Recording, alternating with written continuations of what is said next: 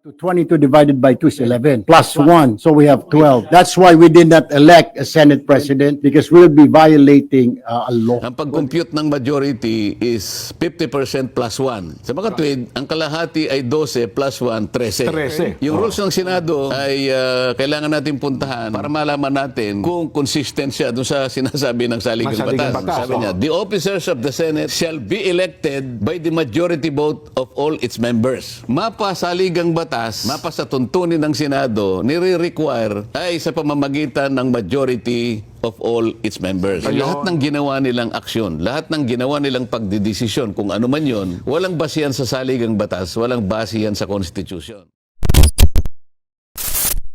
No, pag 12 po pwede, kasi majority na kami of the 22, because it should be 11. Divided by 2, 22 divided by 2 is 11, plus 1. So we have 12. But that math cannot apply on SP. Not on SP. I'm sorry, not on SP. That's why we did not elect a Senate President, because we'll be violating a law. We'll be violating the Constitution. Of course.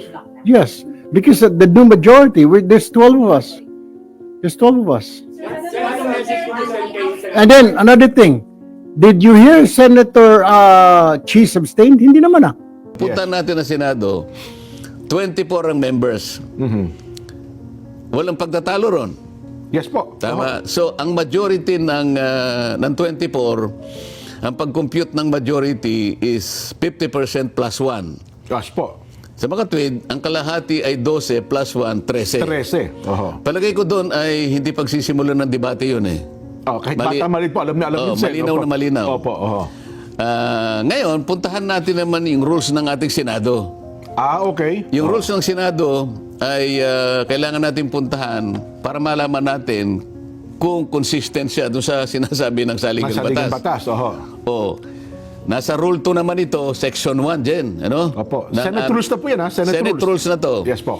Rule 2, Section 1. Sabi niya, the Senate shall elect in the manner herein provided a President, Opo. a President pro tempore, Okay. a Secretary, and a Sergeant at Arms. So yung apat na yung posisyon, oh. These officers Okay. shall take their oath of office before entering into discharge of their duties. So, punta tayo ngayon sa Section 2. The officers of the Senate, binanggit ko na sa iyo kanina, yung Yes, apat, the Senate, the Senate President, pro tempore, Senate pro tempore, Secretary, Sergeant and at Arms. Sergeant at Arms. Sabi Opo. niya, the officers of the Senate shall be elected by the majority vote of all its members. Under the of all its members. So pareho rin. Sabi niya, by the majority vote of all its members. Opo. O ede, paano ngayon yan? 24 ang ang senators. Oho. Sa mga tweed, mapa saligang batas, mapa sa tuntunin ng Senado, nire-require na ang pag-i-elect ng mga opisyalis ng Senado, ito at the beginning, itong apat lang, ay sa pamamagitan ng majority of all its members. Ayun, oho. Ngayon, na-compute na natin kanina, ang majority ay 13. Yes po. Kung sa Senado pag-uusapan, Sa Senado. tama kayo. Ngayon, ang sinasabi nila ngayon, dahil 12 lang sila dyan eh. 12 lang sila nung sila'y gumawa ng mga actions na nag-elect sila ng Senate pro tempore. Opo. Noong June 3 ho yan, naganap. Opo. President pro tempore. Opo. Pagkatapos nag-elect sila ng acting Senate President. Oho. Nag-elect sila ng Sergeant at Arms at nag-elect sila ng Secretary. Ngayon, dahil 12 lang sila, nangangatwiran sila dyan at ginagamit nila yung isang jurisprudence. Ito ay yung Abilino versus Cuenco. Ayan, Okay. opo, oho. Akalain mong itong jurisprudence na ito dyan, 1949 pa. So 1949, under 1935 Constitution po ito. Oo, 1949. Opo. Alam na alam ko dyan, 1-year-old ka pa lang nun. Pidyo mo, naglalakad-lakad na po ako noon. Ginamit kasi doon dyan na ang quorum o yung nananatiling parang majority Opo. na mag-i-establish ng quorum, 12 lang. Aha. Dahil nung panahon na Bagamat yun, noon pa yun, 24 din po, Senador. 24 pa rin. 24 din, oo. 24, 1949 hanggang ngayon, 24 pa rin. opo. Kasi sa 1935 Constitution, 1973 Constitution, hanggang 1987 Constitution, nananatiling 24 ang 24 bilang po na ang senador senador. natin. Yes po. Ngayon, nung panahon nila, itong Abilino versus Cuenco, yung isa sa kanila ay nasa ibang bansa.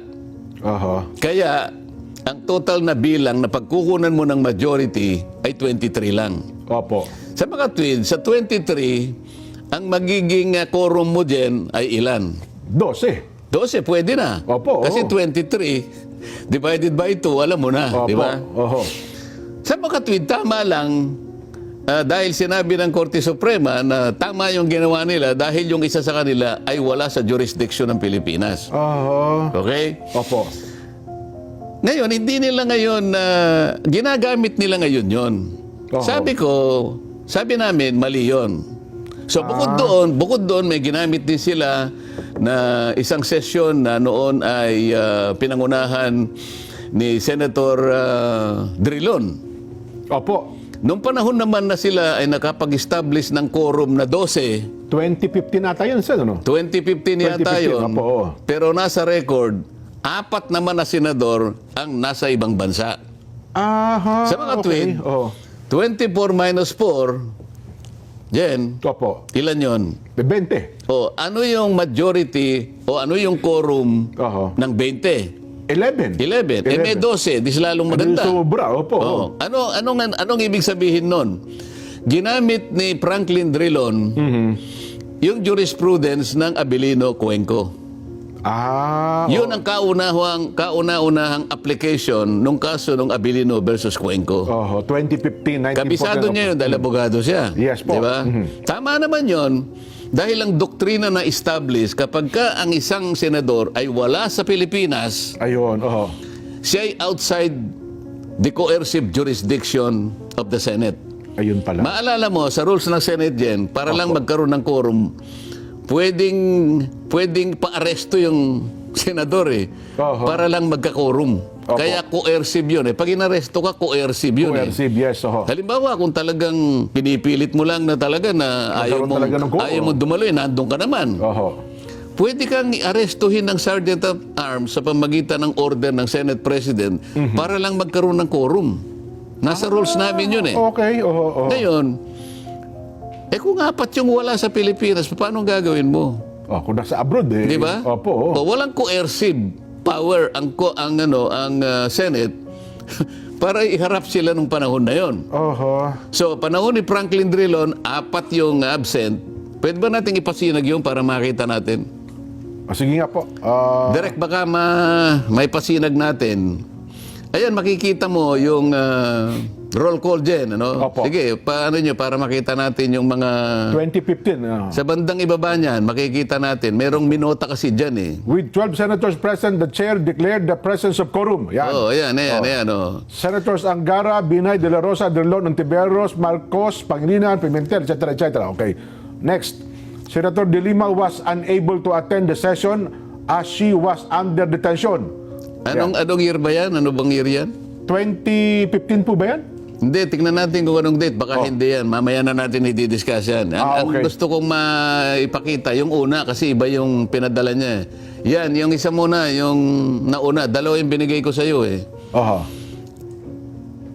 Yung isa daw direct. Yung unang, yung una. Sige, habang ano ba ang punto doon, Sen? Habang inire-ready po doon sa ating... Kasi doon nakalagay, editor. nakalagay doon sa unang binigay ko kay Direk, Opo. na 4 talaga Ang wala sa Pilipinas. ang wala sa Pilipinas. Oho. Kaya nga, yung 12 na attendance, sapat na yun para mag-constitute ng Yeah. quorum. Lagpas sa quorum. Ngayon, balikan natin yung ginawa nila noong June 3, 2026. Kamakailan lang Wednesday. yun. Last Ilang Wednesday araw lang po yan. yun. Opo, oo. Last Wednesday, di ba? Yes po, yes po. Oho. Ilan ba kami na senador dyan? 24 po. 24. Oh. Hindi naman po pwedeng sabihin nila dahil si Senator Bato ay Nagtatago. ay nawala na siya sa 24. Senador pa rin po siya. Hindi rin naman totoo dahil sa nakakulong ngayon si Senator Jinggoy, Oo. bigla na lang siyang hindi senador. Senador pa rin po Sa siya. mga Opo. yung bilang nananatili na 24. Yes po. Tama? Mhm. O ngayon, ano ngayon ang quorum ng 24? Eh di 13. 13. 13. Oo. Oo. Ang buong akala nila, nung sumama sa kanila si Senator Cheese, Opo. Na umattend doon sa session. Opo. dalawa ang bilang ni Senator Cheese. Na kunwari invisible yung isa, Opo. pero nananatiling 12 lang. Oho. Ngayon, Jen, ang sinasabi ng saligang batas kasi, Jen, makakapag-transact ka lang ng trabaho mo.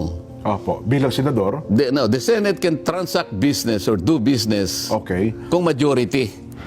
Di ba? Opo. Ngayon, 12 lang yun, Jen, eh. Paano ka ngayon makakapag-transact ng business ng Senado kung wala yung required na mandatory na 13? Oho. Okay. Nag-elect sila ng Senate Senate President. President pro tempore. 12 lang sila, Jen. Illegal yun. Kasi ang kailangan mo talaga ay 13. Oho. Pagkatapos, ang sabi nila, acting president si Senator Gatchalian. Oho. Paano mo ngayon i-legitimize yung magiging legitimize yung pagkakahirang niya na Senate President?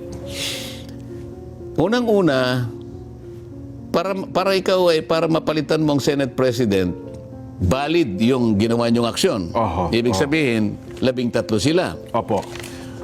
Pangalawa, paano mo naman papalitan si Senate President Alan Cayetano. Alan Cayetano? Sa liwanag ng rules namin din, kailangan palitan mo yung acting yung nananatiling Senate President. Una, wala siyang physically hindi siya makakagawa ganap ng tungkulin. Oho. Una best talaga wala. Diba? O kaya nag-resign siya. O kaya namatay siya. Ayan, incapacitated. O kaya talagang incapacitated na permanently. So magtatalaga ngayon ng acting Senate President. Opo. Sa makatwid, lahat ng ito ay wala eh. Oho. Paano mo papalitan ng Senate President? Una, illegal yung ginawa ninyo na pag-i-elect ng President pro tempore. Oho. Hindi mo rin pwedeng palitan si Senator Laurel Legarda na siya ang nahirang na Senate President President pro tempore Oho. dahil buhay pa naman siya. Yes po. Hindi sa AI. Hindi siya Hindi sa AI. hindi sa AI. So, paano ngayon ito? Paano nila sasabihin ngayon na ang kanilang ginawang mga aksyon doon sa kanilang naked power grab ay batay sa tuntunin, Oho. batay sa Constitution? Mali po yun eh. Oho. Yun ang unang batayan kung bakit natin sinasabi lahat ng ginawa nilang aksyon, lahat ng ginawa nilang pagdidesisyon, kung ano man yun, walang basihan sa saligang batas, walang basihan sa Constitution. Oho. Ito pang isang dyan na kailangang malaman ng kababayan natin kung bakit yung 12 ay kailanman ay hindi magiging batayan ng legalidad o legitimacy ng kanilang ginawa. Opo. Halimbawa, noong May 26, 2026, Jen, yung mga members ng Bendalo. Okay. Oho. May 26 po ito. Oh. May 26.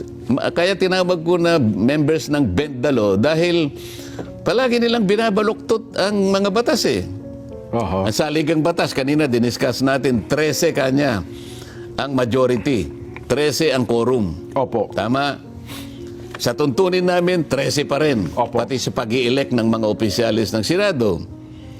Pero noong May 26, 2026, yung mga miyembro ng Bendalo, nag-walk out. Yun yung walk out. Yes po. Oho. Nag-walk out sila. Noong panahon na yun, Jen, natatandaan ko, 11 kami. Oho. Kasi si Senator Bato at saka si Chis Escudero, wala. Okay. Kaya Oho. 11 kami. Si Chis Escudero, alam mo na kung bakit wala doon sa session hall. Opo. Oho. Okay. Si Chis naman, absent, wala din. So dahil 13 kami, minus 2, ilan? Di 11. 11. Opo. O kami ang 11 noon. Sila naman, 11 din.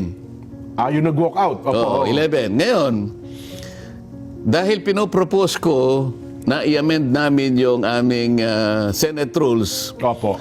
magdadagdag ako ng isa pang paragraph sa Section 41 ng aming tuntunin din para sana mapayagan ang isang senador sa isang kailangan na pagkakataon na makapag-participate siya o makaboto sa aming mga pinag-uusapan. Kahit virtual o online sa Yes. magitan ng teleconferencing o kaya ay video conferencing. Yes po. O ilan mang akmang gamit para sa ganon ay makasama siya sa araw na yon. Ano? Yes po. Mahigpit nilang tinututulan yon dahil ang buong akala nila yon ay para lamang kay Senator Bato o kaya kung sino pa yung susunod na makukulong. Kung sino man. Noon naman, hindi pa naman nakakulong si Senator Jinggoy. So, Yes, inaakala nilang makukulong sa amin si Jinggoy, si Senator Joel. at saka si Senator Chis. Dahil pare-pareho na silang may kasong plunder eh. Yes po. Pati nga ako, pinlander dyan, di ba? Ngayon, mahigpit nilang tinututulan yun dyan dahil inaakala nila na magagamit namin kaagad yun. Sakali mang malagay kami sa ganung kalagayan. Yun ang kanilang pananaw. So makikita mo doon, talagang hindi sila kakampi sa amin talaga. Gusto nga nilang makulong kami at hindi namin magamit yung idadagdag namin sa saligang batas sa aming tuntunin. Para sa ganun, hindi kami talaga makapag-participate. Pag-participate sa namang pagdinig. Samantalang, wala naman kaming nilagay. Sabi ko sa amendment, kahit sino sa amin ang malagay sa isang mahigpit na pangangailangan o consequence na hindi pwedeng makarating physically, kahit sino man. Halimbawa, isa sa kanila nagkasakit, nasa ospital, o kaya biglang nagkaroon ng travel na hindi makakauwi ng gano'n sapagkat na-cancel ang mga flight. Sila naman makakagamit. Kaya lang, ang nakikita nila kagad, kami ang unang makakagamit nung mismong amyenda na ini-introduce ko.